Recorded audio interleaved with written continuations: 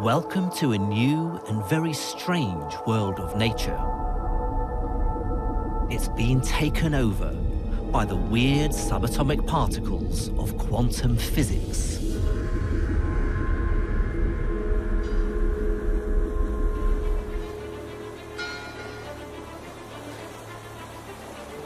As a physicist, I've spent my working life studying how these particles behave in the laboratory.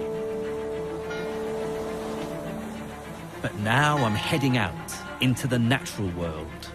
I'm on a mission to prove that quantum physics can solve the greatest mysteries in biology. This is a real adventure for me. I'm very much out of my comfort zone, trying to apply the very careful ideas I'm familiar with in a physics laboratory to the messy world of living things. I believe that quantum physics could hold many of life's secrets. That deep in the cells of animals, particles glide through walls like ghosts. That when plants capture sunlight, their cells are invaded by shimmering waves that can be everywhere at the same time.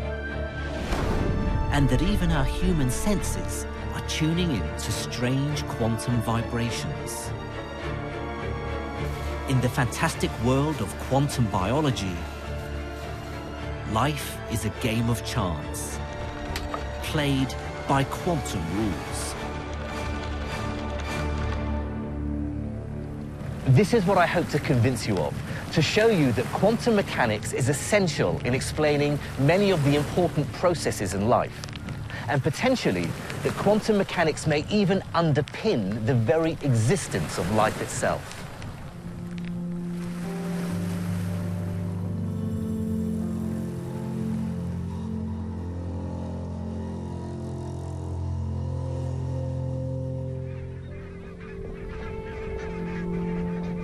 My quest begins with one of the most majestic sights in nature: migration. Every winter, barnacled geese arrive right on cue at the same Scottish river. The end of an epic 2,000-mile voyage from Svalbard, high above the Arctic Circle. Of course, many birds head south for winter, then back home for summer. But for decades, exactly how birds navigated with such accuracy was one of the greatest mysteries in biology. So the most recent discovery has caused a sensation. In the past few years, one species of bird has helped create a scientific revolution.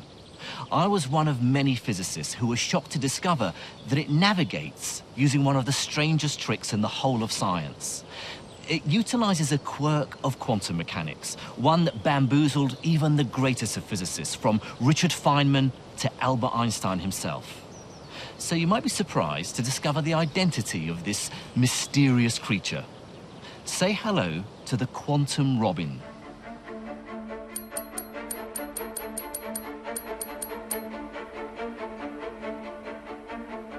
This is the European robin. Every year, she migrates from northern Europe to the tip of Spain and back.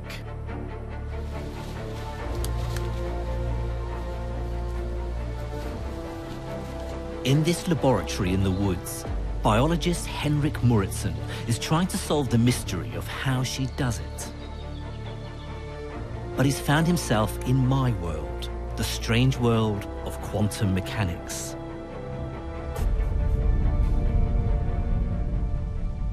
Quantum mechanics describes the very weird behavior of subatomic particles. Down in this realm of the very small, we have to abandon common sense and intuition. Instead, this is a world where objects can spread out like waves. Quantum particles can be in many places at once and send each other mysterious communications. I set out to understand how the bird finds its way, but it just turned out that the data more and more pointed towards this as the only explanation that could bring all the different results together. Henrik's investigating a long-standing theory that robins navigate by the Earth's magnetic field. His laboratory is an ingenious magnetic birdcage. And these plastic cones, lined with scratch-sensitive paper, provide the key measurements.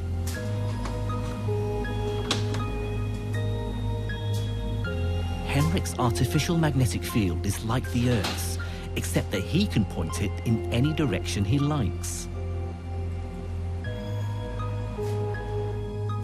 Inside their cones, the robins always respond to the field, leaving scratches in a single direction. The big mystery is how. The Earth's magnetic field is incredibly weak, far too weak for any living creature to detect. But Henrik has found an intriguing clue by giving the quantum robin a mask. We have a little leather hood, similar to what you put on a falcon, but just for a robin. And you have then a hole in front of one eye or a hole in front of the other eye. But what we can see is that if you cover up the right eye, you turn off the magnetic compass processing in the left part of the brain. If you cover up this eye, you turn the compass off in this part of the brain. The robin's magnetic compass seems to be in her eyes. I can show you what's going on using my own eye. Now, we use our eyes for vision, but we also have a second light detecting mechanism. If I shine this torch into my eye, you can see that my pupil closes down. It's basically a defense mechanism to protect my eyes. My eye is responding to particles of light, or photons. The energy provided by the photons is clearly enough to activate chemical reactions. After all, that's what controls my eye muscles. Light must be causing similar chemical reactions in the robin's eyes.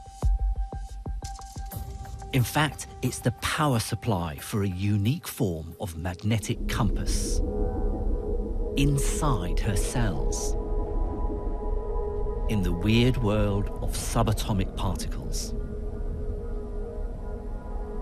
A place where only quantum physics can explain what's going on.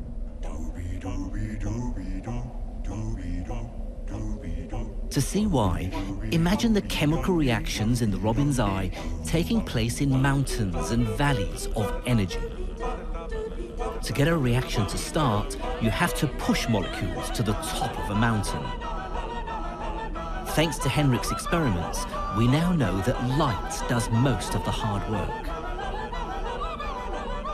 But when it reaches the very peak, the molecule becomes incredibly sensitive to the slightest touch. The key point here is that the robin's chemical compass is now balanced on an energy peak between two valleys. Going one way produces one set of chemical products, the other a different set. Now, even a tiny change in the Earth's magnetic field can tip the molecule over the top. But the way this happens defies common sense. The final piece of the puzzle depends on one of the truly mind-boggling ideas in physics. But don't worry if you find it hard to understand. Even Albert Einstein called it spooky. The idea is called quantum entanglement. It involves particles that seem to communicate faster than the speed of light. In 1935, Einstein published a famous paper arguing that it was impossible. But Einstein was wrong. In recent years, extremely delicate experiments have shown that subatomic particles really are entangled. It means they can subtly and instantaneously influence each other across space. And now it seems the same thing is going on inside the robin's eye. When a photon enters the robin's eye, it creates what's called an entangled pair of electrons. Here's how it works. Each electron has two possible states. For simplicity, I'm choosing to call them red and green. Now, here's the weird thing. Until I measure it, it's neither one nor the other, but both at the same time. Think of the electrons like spinning disks. They're simultaneously red and green. But by firing a dart, I can force the first electron to be one or the other. So far, it's just a game of chance. I don't know what I'll get until I try it. So I know my first electron is red. Suppose I now measure the second electron. You'd think I'd have a 50-50 chance of getting red or green. After all, that's what you'd expect in the normal, everyday world. But you'd be wrong. In quantum entanglement, the electrons are mysteriously linked. For example, if I get red on the first, I always get red on the second. It's not a game of chance anymore. It's as if the first electron is telling the second one what to do. That's why Einstein called it spooky. The electrons seem to know that they should both have the same color, no matter how far apart they are. The really important part is that the two electrons needn't be the same color. They can be entangled in a different way, so that if the first electron is red, the second one is always green.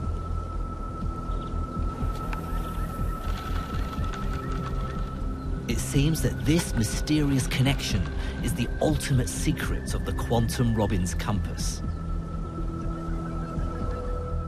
Because the direction of the Earth's magnetic field can influence the outcome. Near the equator, they may be more likely to be red-red, but near the pole, they may be more likely to be red-green. And that's the vital factor that finally tips the balance of the Robbins chemical compass. Tiny variations in the Earth's magnetic field change the way electrons in the Robbins eye are entangled. And that's just enough to trigger her compass. Now, finally, we can see how something as weak as the Earth's magnetic field can tip that balance one way or the other.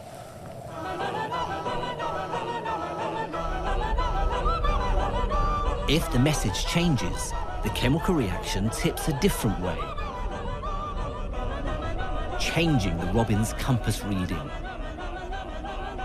Suddenly it looks like it's a fundamentally quantum mechanical phenomenon in birds. It would be one of the first, if not the first, in biology. Biologists better get used to the weirdness of physics. The Robin is navigating by spooky quantum entanglement. To see subtle quantum effects, even in a controlled, austere environment of a physics lab, is really difficult. And yet, here's the Robin doing it with ease. These experiments are real and verifiable. And yet, even though I'm seeing them with my own eyes, I still find it hard to believe.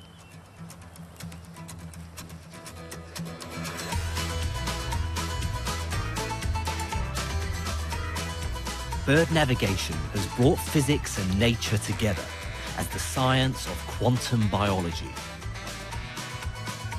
There's a whole new world to explore. But its pioneers have found that it doesn't just affect birds. It affects every single one of us. Because the latest experiments say you're doing quantum physics right now. And believe it or not, you're doing it with your nose.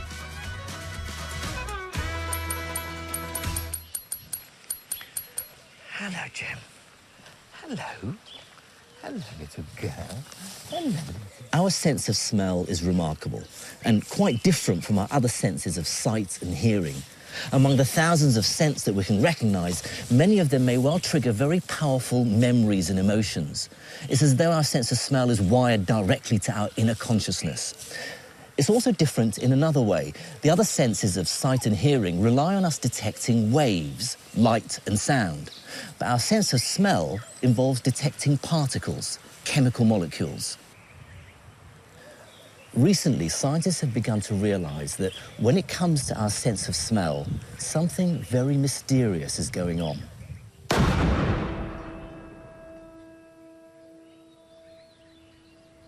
For decades, biologists thought they knew exactly how our noses sniffed out different chemicals. But physicists like Jenny Brooks think there could be a new ingredient in the mix. And it smells like quantum mechanics. A lot of people speak of the sense of smell and olfaction and the science of olfaction as being a problem that's been solved and we know all about it. And we do know a lot about it. We know about the ingredients, we know about the equipment that we use to smell. But I would argue that there's a little bit more to understand. To understand more, I need someone to help me with a smell test. And Jem is going to sniff him out.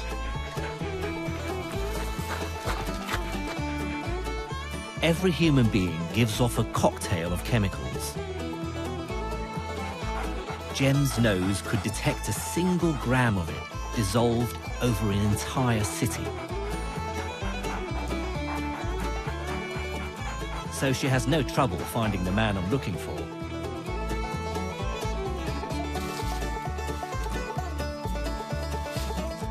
Meet Colin the gardener, a man who's used to smelling the flowers.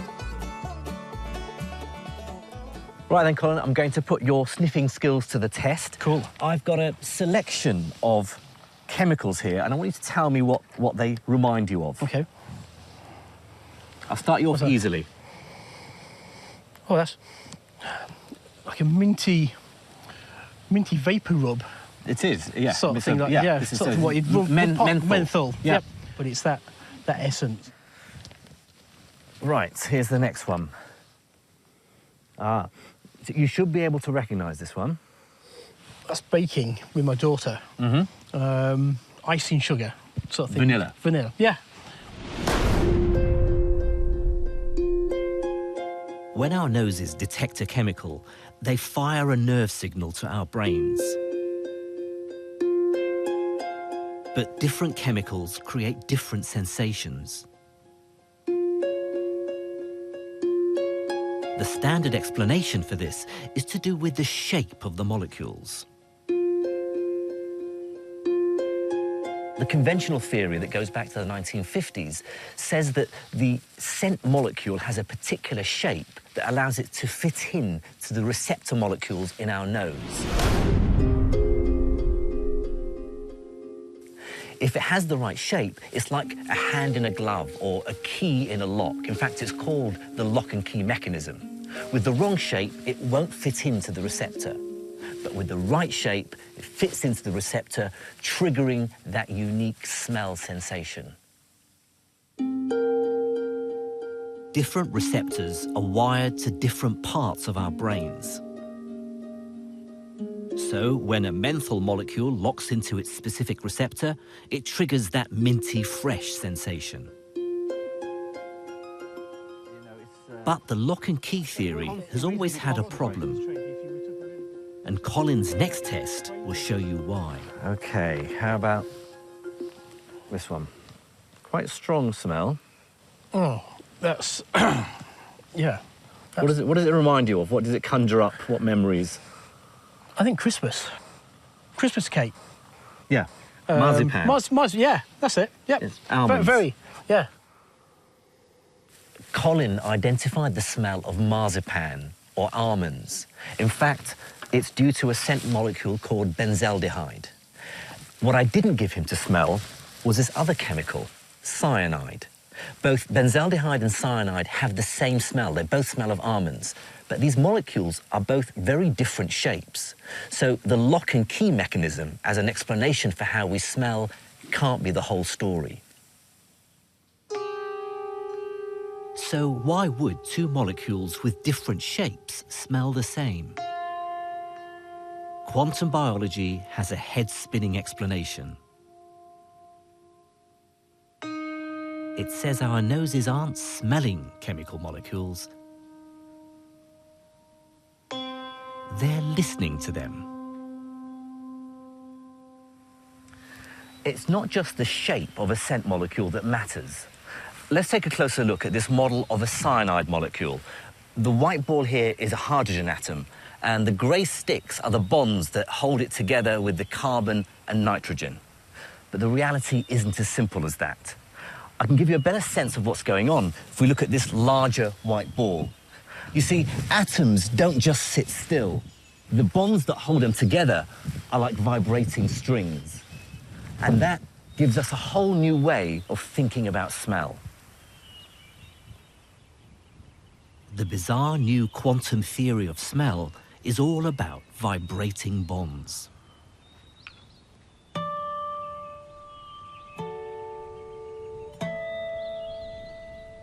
Chemical molecules are playing music for our noses. Imagine a receptor molecule in my nose is like my guitar. Before it can make a sound, a scent molecule has to enter my nose. And when that scent molecule is in place, its chemical bonds provide the strings, and it's ready to be played. The receptor molecules contain quantum particles, electrons. As they leap from one atom to another, they vibrate the bonds of the scent molecule, like my fingers plucking a guitar string. What's remarkable about this theory is that it tells us our sense of smell is about the vibrations of molecules, or wave-like behavior, and not so much about the shape of a particular scent molecule. Our sense of smell may be much more like our sense of hearing. A particular molecule, say that of grass, will vibrate at a particular frequency.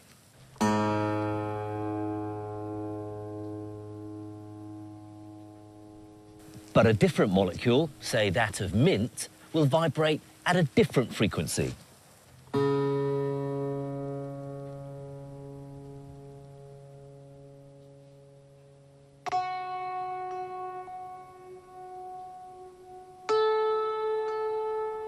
This would explain why cyanide smells like almonds. The two molecules have different shapes, but their chemical bonds just happen to vibrate at the same frequency. The quantum vibration in the odoron is almost literally like a particle of sound. So yeah, we're saying that the process of smell could be exactly like an acoustic resonance event. It could be very analogous to hearing and seeing, actually. But can we really be listening with our noses? A bizarre theory needs a bizarre experiment to test it. Here's how it works. Scientists used a molecule that smells fruity, like orange blossom. But if the theory is right, then I should be able to change its smell by changing its vibrations. The molecule contains lots of hydrogen atoms like this, bonded to carbon atoms. But what if I were to replace all these atoms with a different form of hydrogen called deuterium? Now, it won't change the shape of the molecule, but it will change the way it vibrates. And here's why. Deuterium is twice as heavy as normal hydrogen, and so it vibrates more slowly. Now, different vibrations mean different smells. So if I were to make a new form of this chemical, all packed with deuterium atoms instead of normal hydrogen, it should smell different. Quantum biologists found a unique way to carry out this experiment. A smell comparison using the real experts in fruity aromas. Fruit flies. First, the flies were trained to avoid the modified version of the fruity molecule. To be honest, I haven't got a clue how you go about training a fruit fly, but apparently you can. In the laboratory, the flies had to pass through a kind of maze. They were then given a choice. Go right for the nice fruity smell, or left for the nasty modified version.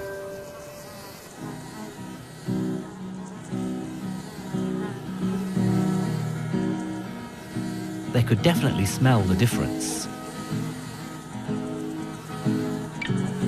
They always preferred the original and turned right.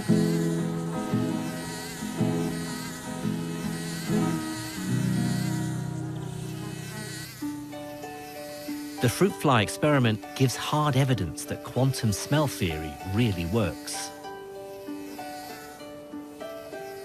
But ultimately, it works in harmony with the lock and key theory. First, the scent molecule fits into the receptor.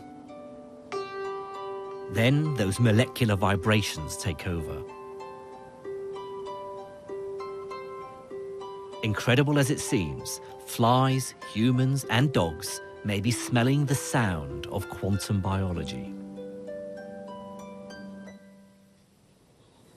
Our sense of smell is fascinating and mysterious as it is.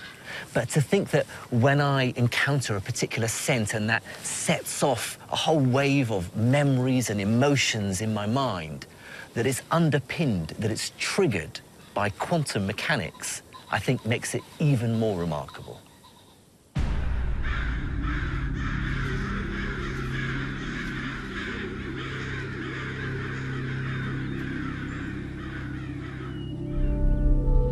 The mysterious influence of quantum physics reaches into every corner of the natural world.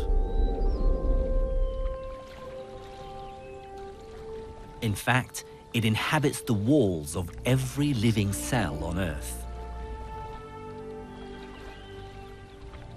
Because the latest experiments suggest a magical solution to one of the greatest mysteries of nature. The miracle of metamorphosis.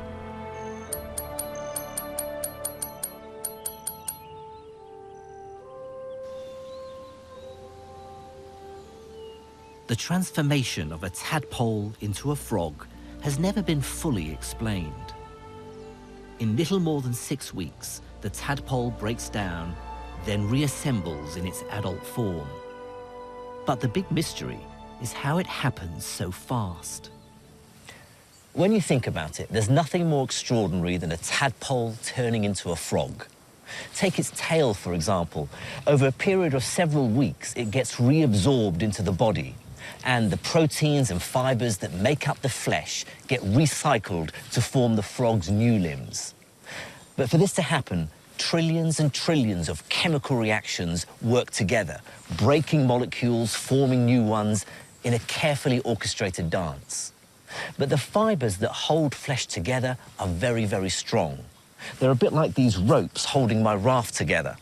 In order to dismantle the raft, I'd have to undo these very tight knots. You can think of it like this. A tadpole is held together by long ropes of proteins, knotted together by chemical bonds. The bonds are so strong that they should last for years, much longer than the tadpole's entire lifespan. So how can it turn into a frog in just a few weeks? The explanation involves one of the most important molecules of life. Tiny widgets in all our cells called enzymes. The enzymes are the actual machinery of the cell. They're actually the little machines inside cells that do the chemical transformations that are involved in everyday life. They're absolutely crucial. And the reason they're so crucial is because what they're able to do is to accelerate chemical reactions by enormous amounts. Let me show you just how quickly enzymes get to work. Inside this bottle is a substance called hydrogen peroxide. You're probably most familiar with it as the chemical used to bleach hair. In fact, I obtained this sample from my local hairdressers. Hydrogen peroxide is also produced in the body, and it's the job of the liver to get rid of it. Now, the way it does that is using an enzyme which breaks down hydrogen peroxide into water and oxygen. Now, to show you just how quickly this enzyme works, I'm going to do a quick demonstration. I've got some liver here which I've chopped up in order to release the enzyme. Now, watch what happens when I add this liver mixture containing the enzyme to the hydrogen peroxide. Watch how quickly the oxygen is released.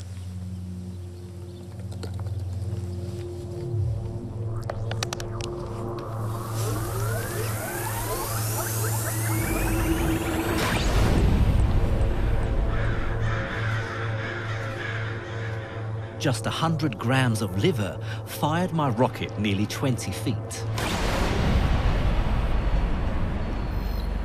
Liver enzymes make the breakdown of hydrogen peroxide incredibly efficient. It happens 1 trillion times faster. That's 1 million times faster than it would otherwise. In metamorphosis, it's enzymes that dismantle the tadpole's tail. And that means breaking down an incredibly tough protein called collagen. Collagen is one of the most important proteins of the biological world. It's the protein which actually gives that resilience, that elasticity to tendons, to cartilage, and of course to our skin as well. And in the tail of the tadpole, it provides the kind of scaffold, right, that supports that structure. Now, when the tadpole is transformed into the frog, what you need to do is to essentially have an enzyme, collagenase, which will literally snip the collagen down into small pieces and thereby take that scaffold apart. But how do enzymes break chemical bonds apart so incredibly fast?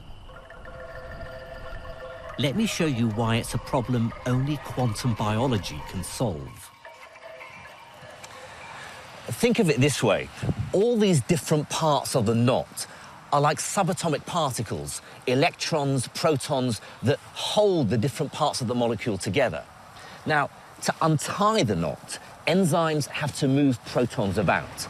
But as you can see, this takes quite a bit of effort and a lot of time if there are many, many knots to unpick. Physicists have a fancy way of saying, put in effort to get something done. They say you have to overcome an energy barrier.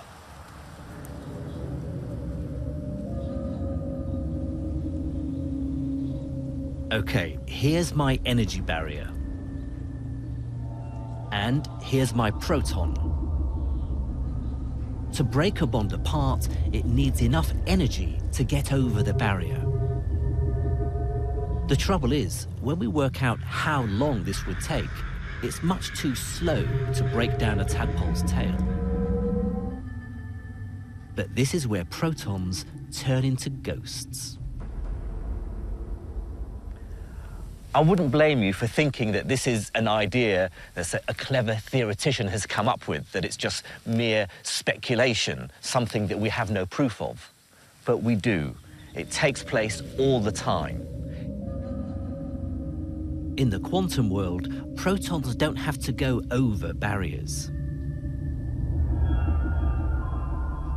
They can tunnel straight through. Tunneling strikes at the very heart of what is most strange about quantum mechanics. It's like nothing we see in our everyday world. A quantum particle can tunnel from one place to another, even if it has to pass through an impenetrable barrier. They're not solid objects like balls in our everyday world. They have spread out, fuzzy, wave-like behavior that allows them to leak through an energy barrier.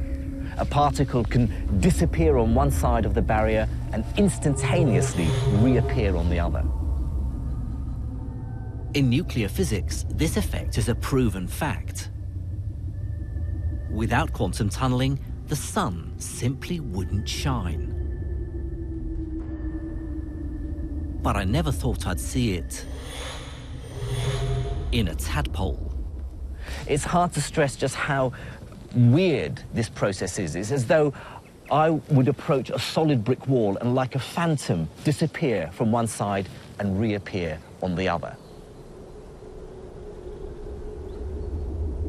the most important advantage of tunneling is its speed. It happens incredibly quickly, much faster than if protons go over the barrier. As a nuclear physicist, quantum tunneling is my bread and butter.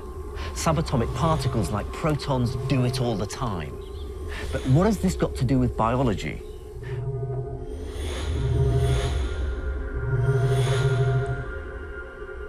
The answer is that without quantum ghosts, the metamorphosis of a tadpole would be impossible. Remember, chemical bonds are basically knots. Tunneling unties them fast. Have a look at these two knots. Now, on the face of it, they look identical, but there's a subtle difference. This knot has the two short ends of the rope on the same side, whereas this one has the two short ends on opposite sides. Now, you think that wouldn't make a difference, but it does. You see, this knot is very hard to break, whereas this one is easy. Quantum tunneling turns strong knots into weak ones. So, in a tadpole, the entire collagen scaffold breaks apart easily. And finally, other enzymes rebuild it in the shape of a frog. The quantum tunneling of particles is one of those weird features of the subatomic world that a physicist like me is very familiar with. After all, it's responsible for radioactive decay, and it goes on inside the sun. It's the reason why the sun and all stars shine. But to discover that it's going on inside every cell of every living organism on the planet, because every cell contains enzymes, now that I find truly amazing. Quantum biology casts its spell over every living creature. We've seen that birds, mammals, insects, and amphibians are governed by the strangest laws in science. But the most dramatic recent breakthrough concerns the single vital process on which all these forms of life depend: the conversion of air and sunlight into plants.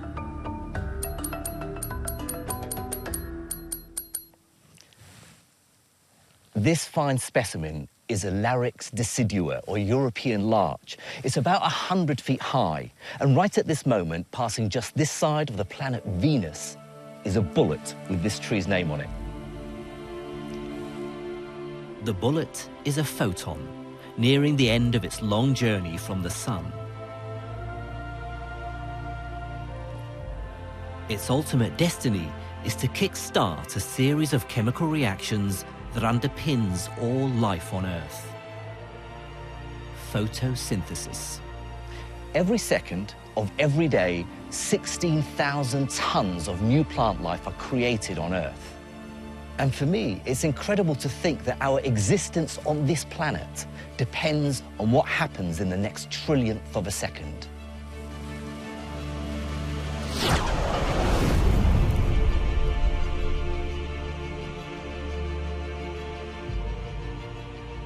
The crucial first stage of photosynthesis is the capture of energy from the sun.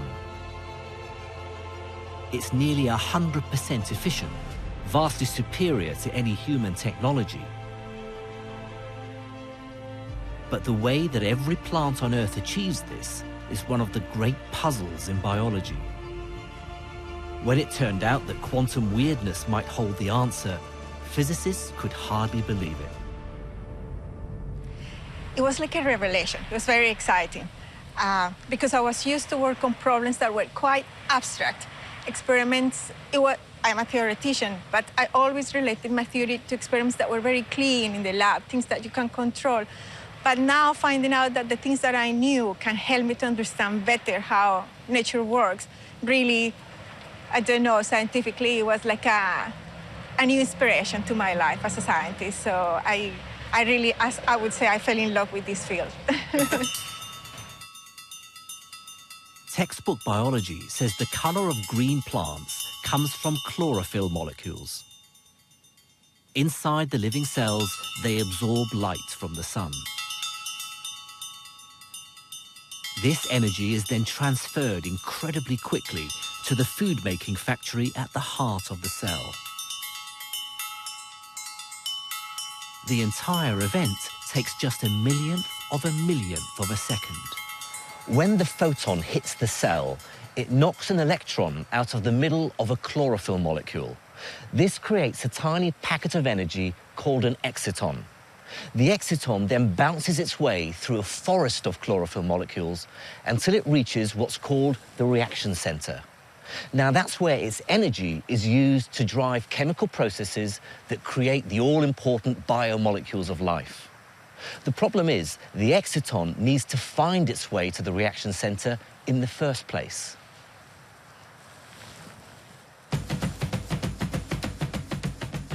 Textbook biology can't explain how the exciton does this.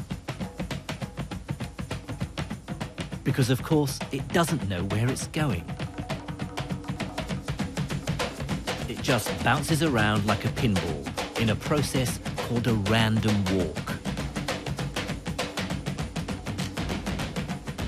Sooner or later, it'll pass through every single part of the cell.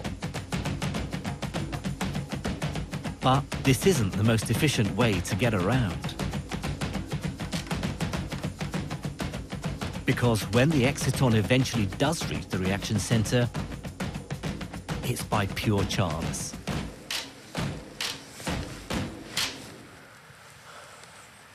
If the exciton just blindly and randomly hops between the chlorophyll molecules, it would take too long to reach the reaction center and would have lost its energy as waste heat. But it doesn't. Something very different must be going on. The vital clue comes from recent experiments that stunned the world of science. Chemists fired lasers at plant cells to simulate the capture of light from the sun. They confirmed the exciton wasn't bouncing along a haphazard route through the cell. This original understanding didn't explain what we were observing in the lab. So the mystery relies in, okay, so then what is the explanation for what we are observing in the lab? The solution is that plants obey the most famous law in all of quantum mechanics: the uncertainty principle. It says you can never be certain that the exciton is in one specific place. Instead, it behaves like a quantum wave, smearing itself out across the cell. The exciton doesn't simply move from A to B. In a bizarre but very real sense, it's heading in every direction at the same time. It's spreading itself out as a wave so that it can explore all possible routes simultaneously. This strikes at the very heart of what's so strange about quantum mechanics. The exciton wave isn't just going this way or that way. It's following all paths at the same time. That's what gives it such incredible efficiency.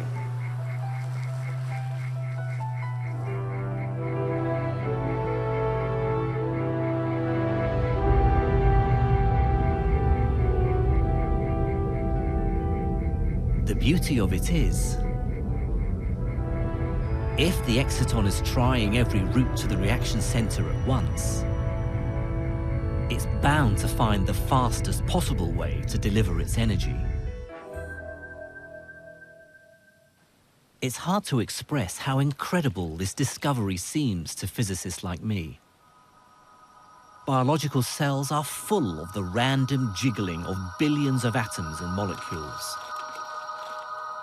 But somehow, excitons maintain their form as beautiful, perfect quantum waves, transporting the energy that guarantees life on Earth. It opened a whole new scientific path for me.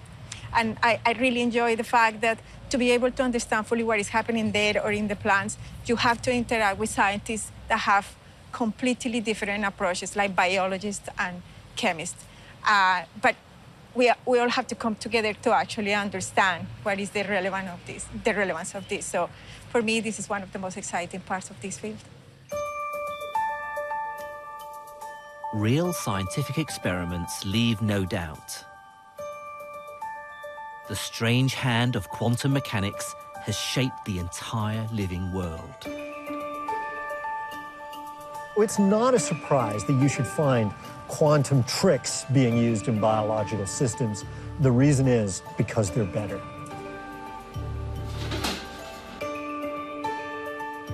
Quantum entanglement is normally seen in the tightly controlled conditions of the physics lab. But now we know that robins use it to navigate with extraordinary precision. Quantum vibrations mean our noses listen to chemicals, enhancing our perception of the world around us.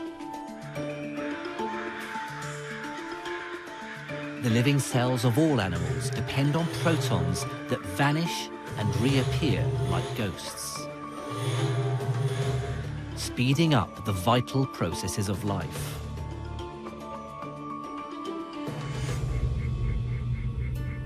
And photosynthesis reveals the big picture. A shimmering world where quantum waves capture the sun's energy in an instant. Sometimes people say, but physicists have been looking for this for decades. Well, biology has had millions of years. The ultra-modern science of quantum mechanics is an ancient fact of life. For the end of my journey, I want to take these ideas to their logical conclusion. Of course, as a scientist, any speculations I have to be backed up by careful experiments. So I want to concoct a thought experiment that helps me to answer the biggest biological question I can think of. Does quantum physics play any role in the mechanism of evolution itself?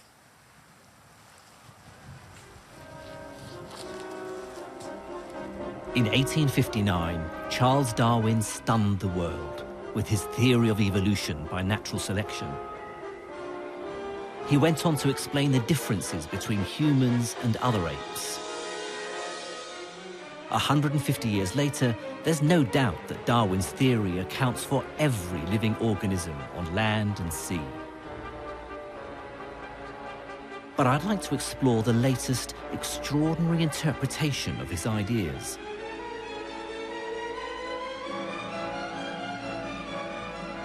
Could there be a quantum theory of evolution?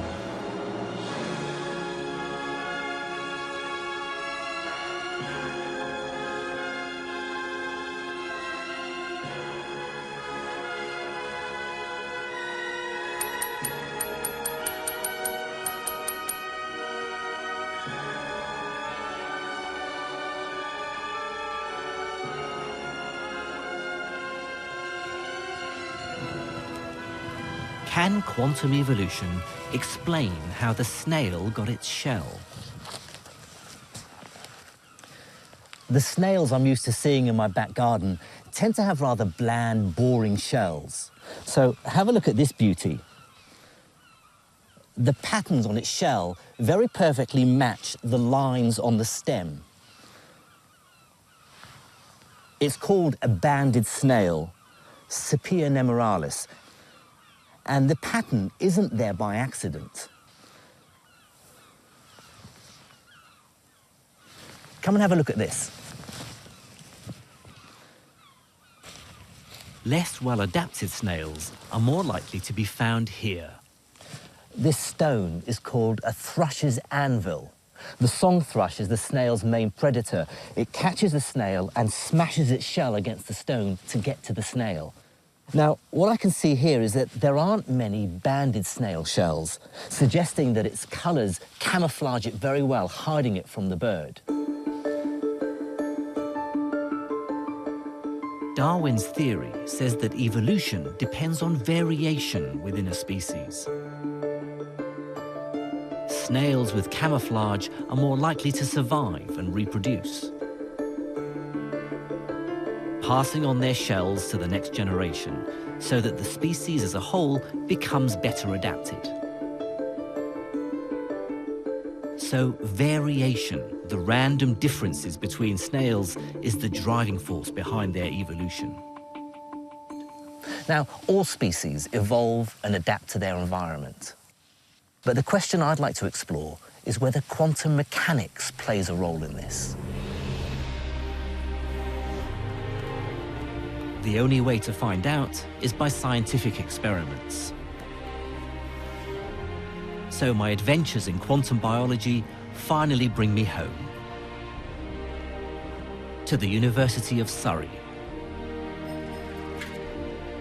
Here in the laboratories, I'm planning a new analysis of the most celebrated molecule in science. Deoxyribonucleic acid, or DNA. Its double helix holds the genetic code for every living organism. It's a remarkable fact that Darwin himself had no idea what created variation in the species. The structure of DNA wasn't discovered until 1953 by Francis Crick and James Watson. The most famous feature of DNA is, of course, its beautiful double helix structure. But that's just scaffolding. The real genetic secret lies in between. The 4 different colored molecules are called bases. The color code on one side, say blue, red, blue, forms a gene that parents pass on to their offspring. A gene is a bit like a jigsaw puzzle. It fits together like this. A full strand of the double helix forms a colored pattern. But the other strand always pairs up the same way. A blue base always goes with yellow, and green always goes with red. Because only those colors have the right shape to fit together. What Crick and Watson realized was that this provides a mechanism for passing on the genetic code. When cells reproduce, the 2 strands of DNA separate, ready to be copied. But red still goes with green, and yellow still goes with blue. So, bit by bit, the cell creates 2 new strands. 2 perfect copies of the entire genetic code. So far, there's no genetic variation. This new copy is identical to the original. But here's the interesting bit. During the copying process, something very important can happen. Sometimes mistakes creep in. They're called mutations. Let's have a look at these 2 bases here. The 2 prongs that hold them together are subatomic particles. They're protons. They're basically the bonds between the strands of DNA. These protons can jump across to the other side. If the strands split when the protons have jumped across, they find themselves in the wrong position. Now, this red base will no longer bind to a green base. Instead, it has to bond to a yellow base. Slotting this back in, we see that now this copy is no longer identical to the original because I have a yellow base here instead of a green one. We've brought in a genetic mutation. Jumping protons would change the snail's DNA. It could make a new gene for camouflage shells. The question is, how do protons jump? It's my belief that quantum spookiness can take over. Now, for these mutations to take place, the protons have to overcome an energy barrier. And if you remember what happened with enzymes, well, you can probably guess what's coming next. protons can behave as if barriers don't exist. They tunnel straight through. But does this ghostly effect really happen? My colleagues in biology are already looking for the very first evidence of quantum mutations. Biologists didn't really even know about quantum mechanics, so when you tell them that, you know, particles can be in two places at once, they kind of say, well, not in my cells, they can't. Our experiment involves samples of bacteria. The first sample is prepared in normal water, containing hydrogen nuclei, or protons. When the bacteria reproduce, we simply count the mutations. But if our theory is correct, then we should be able to change the rate at which mutations occur. Remember how we tested the quantum theory of smell? What if I replace the proton with its big brother, the deuteron? This is the nucleus of an atom of deuterium. Now, crucially, a deuteron is twice as heavy as a proton, and this should influence how easy it is for the deuteron to quantum tunnel. Quantum mechanics is full of surprises. Protons tunnel easily. Deuterons don't.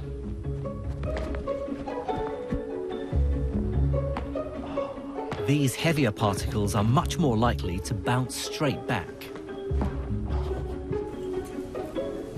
So the second sample of bacteria is prepared in heavy water, which is full of deuterons. Our theory says you should get far fewer mutations. And so far, the results are extremely encouraging. The preliminary experiments that we've done gives us a hint that the mutation rate is indeed depressed in deuterated water. We find that it is lower. So my hunch is that we're right, but we'll have to wait a little while before we're sure. Final proof lies in the future. Even if we're right, quantum tunneling is a rare form of mutation. But our results promise hard evidence for a new explanation of one of the most fundamental processes of life. Even the merest possibility of a new quantum mechanism for evolution itself is tremendously exciting. In fact, the story of quantum biology is only just beginning. What the frog, the robin, the fruit fly, and the tree have shown us is that real quantum effects are going on in nature all the time. And if there's anything we've learned from the history of quantum mechanics, it's this: we can never be certain where new discoveries will take us next.